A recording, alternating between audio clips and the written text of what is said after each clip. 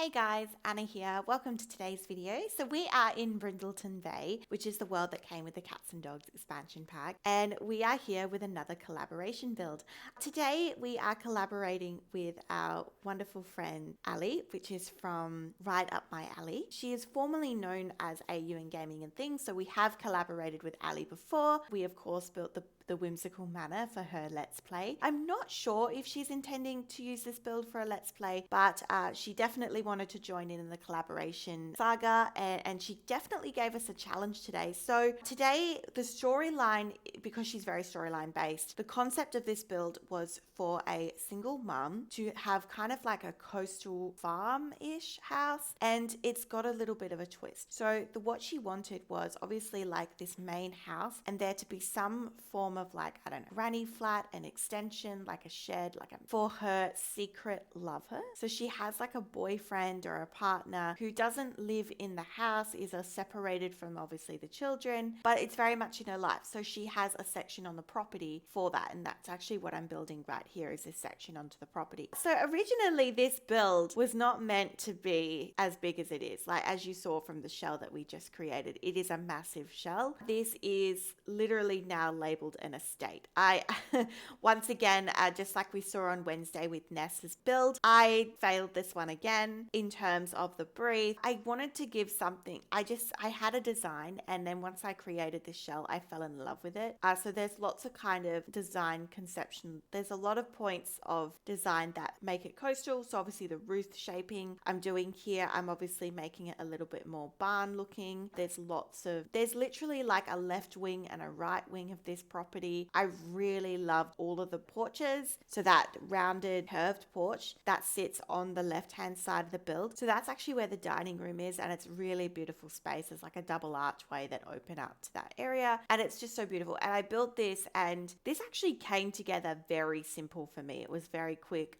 Sometimes I'm in a building mood and it just comes together. And then once I had the shell, I was like, yeah, this is meant to be a 100k build. There is no way I was going to do this for 100k. So I went back to Ali and I said, hey, I kind of built you a monstrosity. How do you feel about it? She loved it. So we kind of threw the budget out the window, and also like the pack restriction. So obviously this would have just been a Cats and Dogs and base game build, which to be fair, it mainly is. It mainly is, guys. But I was able to use all of the packs that she owns. Get to Work, Backyard Stuff, Cats and Dogs, and Realm of Magic. So, and then obviously there's base game and what have you. So I had limited packs. So it was still like a limited pack build, but I was able to create this, what I call a coastal manor. And I think it's absolutely beautiful. And yeah, so a little bit of how we're going to structure these videos. So today we are covering just the build and the landscape, which we are very much well and truly in. So as you can see, this is the main shell, and then we have a whole kind of guest suite. I'm labeling it a guest suite. It literally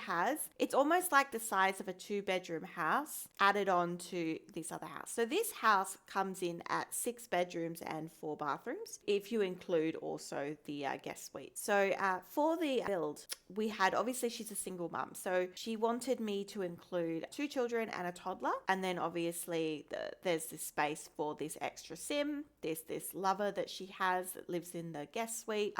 So in the end, I did a boys' child's room downstairs. I did a guest bedroom because I had space. So there's a guest bedroom, and then upstairs I have the master, and then I have a twin girls' room, which they're not twins, but there's rooms. Maybe I don't know. Maybe it's like a girls' room and she has sleepovers. I'm not sure. She could have her friends over. And then there's a toddler's room upstairs as well. And then obviously in the guest suite, you've got just 1 bedroom, but it's a fairly decent sized bedroom. So yeah, so that makes up the 6 bedrooms of this home. If you were to change the floor plan, you could make this more. A million %, you could make more bedrooms in this home. But for me, I didn't want to do too many because it would deviate away from that storyline that was given. I was only meant to have like 3 children. So having a 6-bedroom home for 3 kids is quite a lot.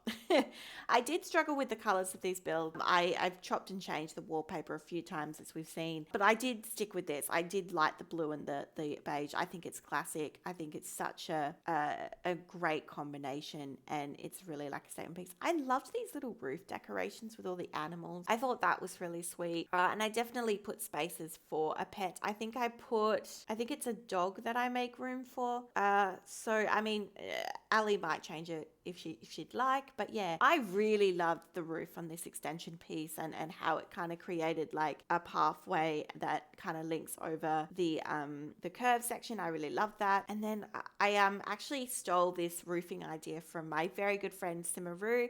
He always says to put flat rounded section first and then put your dome lid on the top, and it just looks so nice. It looks very neat. So we've used that tip today. And what else can I say about the build? Yeah, so it's very just actually fixing the roof line now. I did struggle a little bit with making it symmetrical, because I wanted this build to be a symmetrical build, because I felt that it would be a little bit more pleasing to the eye.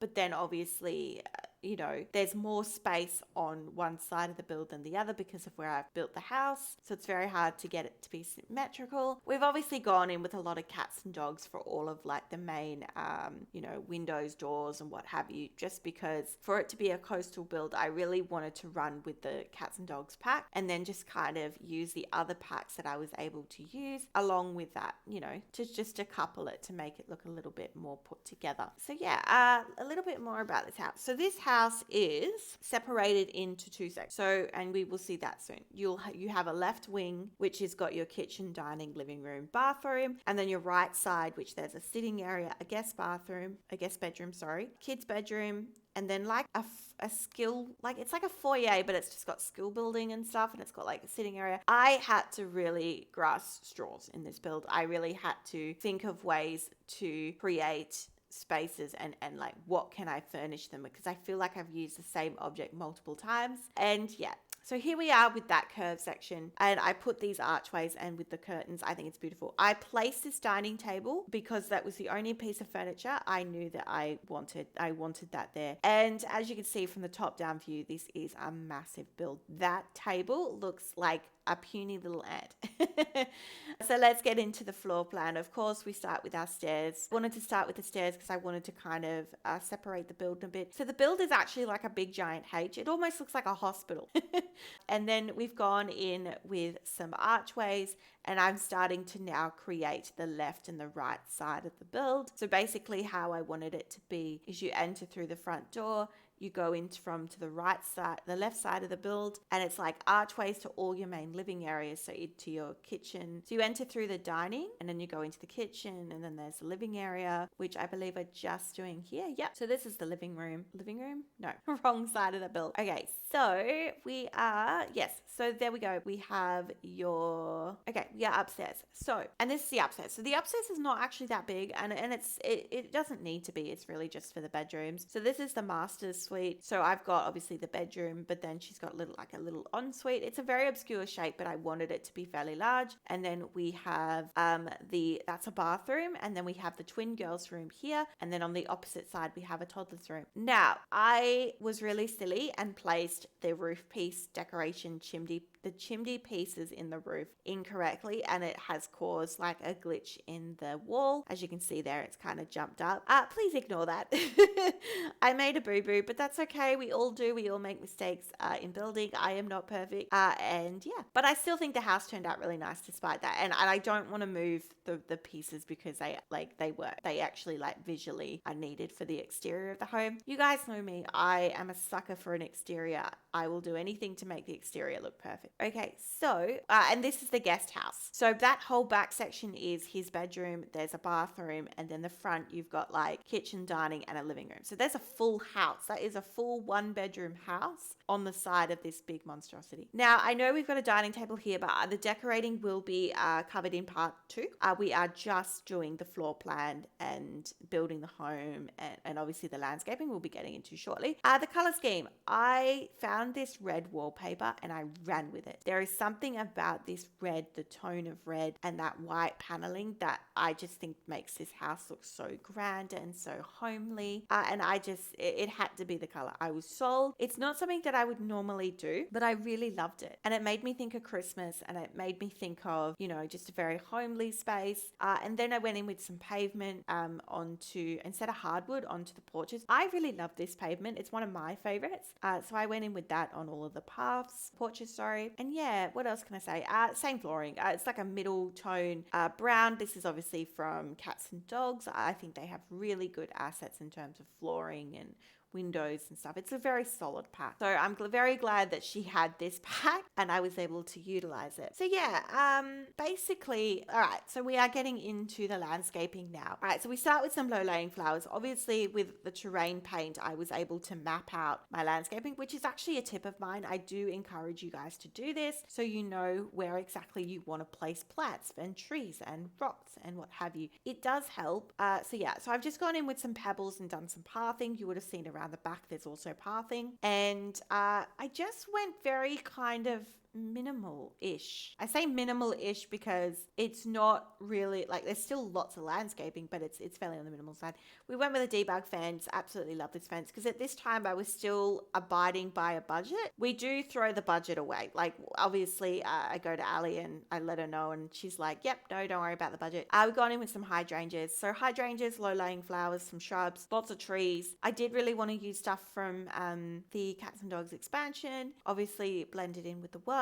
But because the actual build is so massive, I didn't need to do a lot of landscaping because it was huge. The building was taken up most of the lot. I really loved this. I love these white flowers. You guys know that. And what I did is I lined that curved porch. I think it's so beautiful. Obviously, I've lowered the foundation so that I can put all of the plants really close to the build. And that's another tip I have. If you're having trouble with alt placing, lower the foundation, do your landscaping, raise the foundation back up, and it'll look perfect. Gone in with these pink flowers. I love these. These are from Base Game, I believe. And yeah, just some extra grass and stuff. Lots of rocks. And yeah, I just it was more to line. It wasn't really, too much. In the back section, we do clutter the back section like we did in Wednesday's build. We do the same in this build. So along that back fence, you'll actually see I will just put all sorts of flowers. Along the main porch here, we are putting daisies because I love these things.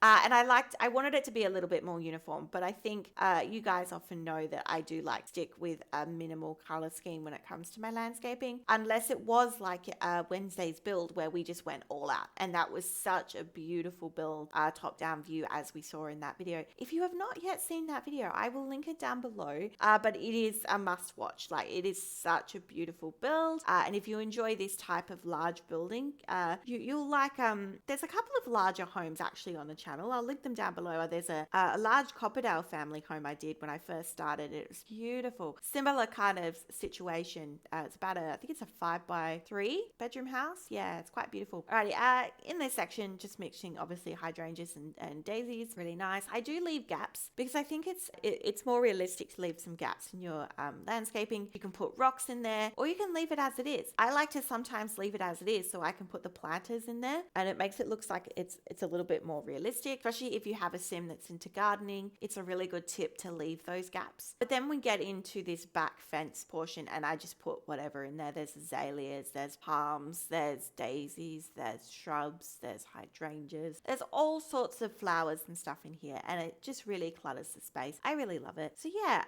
this is, I think, the last part of the landscaping. And yeah, so let me know what you guys think of the separating of the two videos. I think it actually is quite an interesting way to do a build. I think it's really amazing that we can do this, and I can actually spend more time talking to you guys about builds and showcasing this build because it is huge. It's massive. But stay tuned tomorrow where we definitely cover that decorating, and we will do a full non-sped up tour of the home just so you can really see everything so you don't miss anything. And yeah, so I hope you enjoyed today's video, and I would also like to say a big thank you to Ali for collaborating with me today. And yeah, and with that, I'll see you in the next one. Bye bye for now.